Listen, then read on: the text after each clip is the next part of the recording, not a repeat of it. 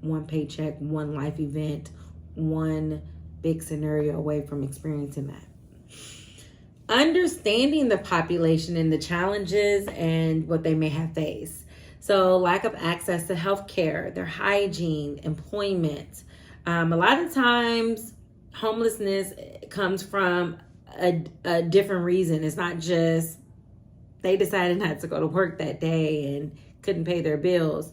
A lot of times there may be a mental illness that's coming from it. There's veterans that experiencing post-traumatic stress disorder and not getting that help that they need, not having that community, not having that support.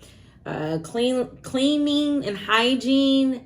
I volunteered one time and I thought it was so important, the fact that they had a truck. I just love this experience. I've talked about it before, but they had a truck where, in my mind, I used to see guilty. I used to see people who were clean and automatically assume that, now, are they really homeless, or are they just, is this their job? You know, we've seen the movies. We've seen people that may not truly be homeless.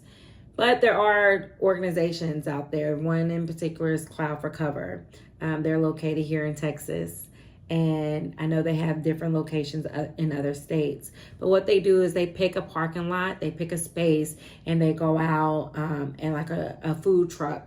If you could picture a food truck, they have showers. So they usually have 2 to 3 showers. And then they also have a washing machine. And then they also provide clean clothes and snacks.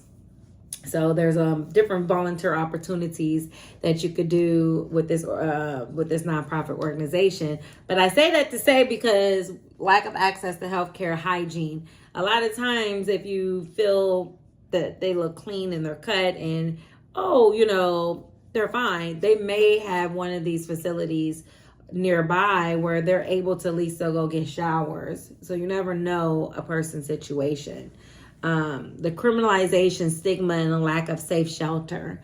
And sometimes there's a lack of safety within the shelters, depending on what type of shelter you're at. If it's a co-ed, you may be experiencing safety because back to the mental health illness. If you're sharing a co-ed shelter, then and there's a man that may have different disorders and dysfunctions, that can still be a little scary and look scary. It's not home. You may not feel safe.